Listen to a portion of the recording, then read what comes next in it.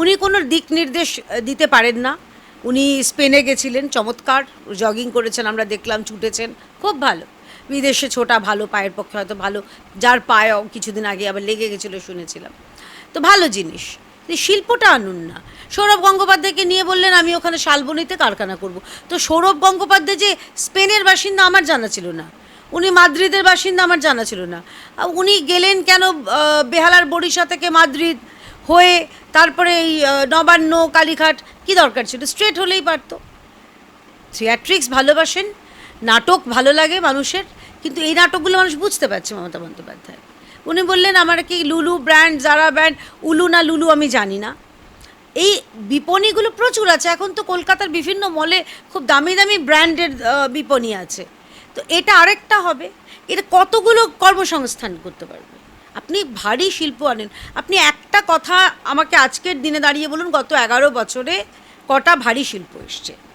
আমরা দেখেছি যে কি বিশ্ব বাংলা সম্মেলন শিল্পপতিদের নিয়ে আসার জন্য করেছিলেন, মুম্বাইও গেছিলেন, সেখানে আম্বানিদা বললেন যে শিল্প আনুন। আম্বানিদা বুঝে গেছেন যে এখানে কিচ্ছু হবে না, এখানে শিল্প আনতে গেলে কাটমানি দিতে হবে, এখানে সিন্ডিকেট রাজ আছে, এখানে ওই সিঙ্গেল উইন্ডো সেগুলো হবে না। তা এখানে আসবেন কেন? যে কোনো শিল্পপতি যাদের ব্যবসা বাড়াতে চান তারা আসবেন না পশ্চিমবঙ্গে। এটা আমার ভালো লাগছে না বলতে আপনাকে সুবিধা, আমার খারাপ লাগছে বাংলার মানুষ হিসেবে, কিন্তু এটা বাস্তব পরিস্থিতি। এই মুহূর্তে দাঁড়িয়ে আপনি আমাকে বলুন 5টা কোম্পানি, যে কোনো ভালো 5টা কোম্পানি যারা পশ্চিমবঙ্গে ব্যবসা করছেন, উত্তর হলো শূন্য। একদম উত্তর হলো প্রপার শূন্য। আমি কচুরি, জিলিপি, মোমো, ফুচকা, চপ, কাটলেট যারা ভাজেন তাদের অত্যন্ত সম্মান করি, আমরাই তো খাই, কিন্তু এটা কি শিল্প হতে পারে? এদের জন্য কি দুজন কি তিনজন এক একজনের সঙ্গে কাজে লাগতে পারেন? সাধারণত দেখা যায় পরিবারেরই লোক, যদি যিনি চপ ভাজেন তার স্ত্রী সব জোগাড় যন্ত্র করে দেন, বা বাড়ির ছেলেটা হয়তো স্কুল থেকে ফিরে এসে কাজ করে, কিন্তু শিল্প তো নয়।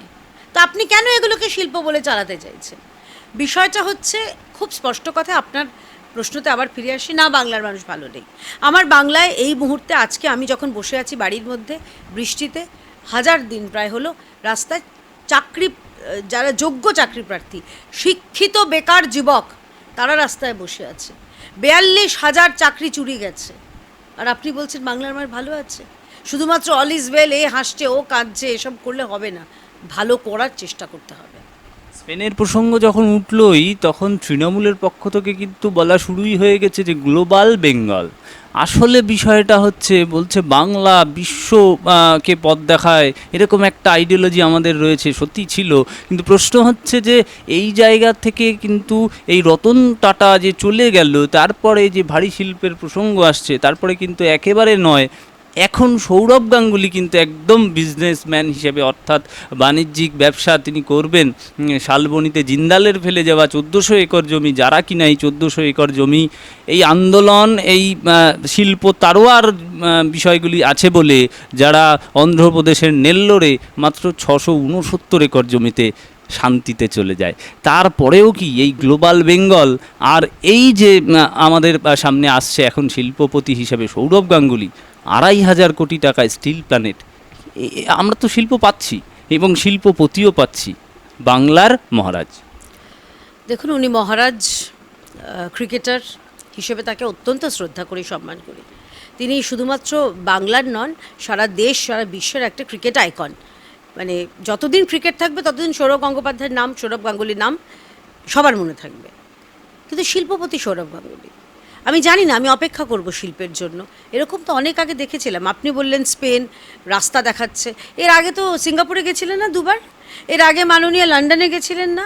দুবাই, বাবাই, সিঙ্গাপুর, হল্যান্ড, স্পেন, কী সব নাম, নিট ফল কি শূন্য। এইবারে একটা ঢক্কা নিদান হবে নাকি আদৌ শিল্প হবে, অপেক্ষা করি, বলে তো ভালো।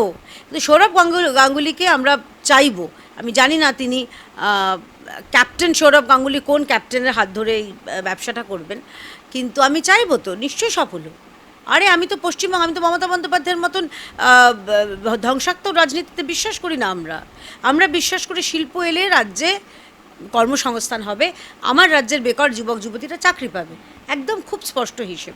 আর আপনি যেটা বললেন সেটা না হয় যারা ছেড়ে গেছিলেন জিন্দাল তাদের কাছে প্রশ্ন রাখা দরকার, কী এমন হলো যে আপনাদের ডবল জমি ছিল, ডবলেরও বেশি, আপনারা সেটা ছেড়ে আপনি প্র্যাকটিক্যালি হাফ জমিতে অন্য জায়গায় সুখে শান্তিতে করছেন।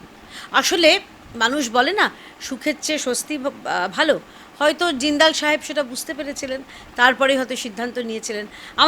আমার মনে আছে যে এই জিন্দাল প্লান্ট উদ্বোধন করার ফেরার পথে বুদ্ধদেব ভট্টাচার্য তার কনভয়তে কীভাবে তা আক্রমণ করার চেষ্টা হয়েছিল, সেটা বুঝতে পেরেছিলেন যে পশ্চিমবঙ্গে কোনোভাবেই কোনো অবস্থাতেই শিল্পের পরিবেশ নেই। সেই সময় কেন কঠোর হাতে দমন করা হয়নি সেই প্রশ্ন তো থেকে যাবে। আবার অন্যদিকে মমতা বন্দ্যোপাধ্যায় এক দশক ক্ষমতায় এসে তিনিও কেন কঠোরভাবে দমন করছেন না, কেন শিল্প বান্ধব পরিবেশ সৃষ্টি করছেন না, সেটাও প্রশ্ন থেকে যাবে। আমরা অনেক কথা শুনেছি, এমপ্লয়মেন্ট ব্যাংক, ল্যান্ড ব্যাংক খুব ভালো, আমারও ভালো লেগেছে, কিন্তু বিষয়টা ল্যান্ড ব্যাংকটা কোথায়? সাধারণত শিল্পপতিরা এমন জায়গায় খোঁজেন বড় শহরের কাছাকাছি হবে, অথচ তার মধ্যে হাইওয়ের কানেক্টিভিটি থাকবে। হাইওয়ের, আপনি কলকাতা ছেড়ে বাইরে যান, সমস্ত জায়গায় দেশের সমস্ত মানে প্রত্যন্ত অঞ্চল পর্যন্ত কেন্দ্রীয় সরকার হাইওয়ের জালে একদম বুনে দিয়েছে। তো সেই জায়গায় দাঁড়িয়ে সেটার আপনি অ্যাডভান্টেজ তুলুন না, কে মানা করেছে? ফায়দা তুলুন।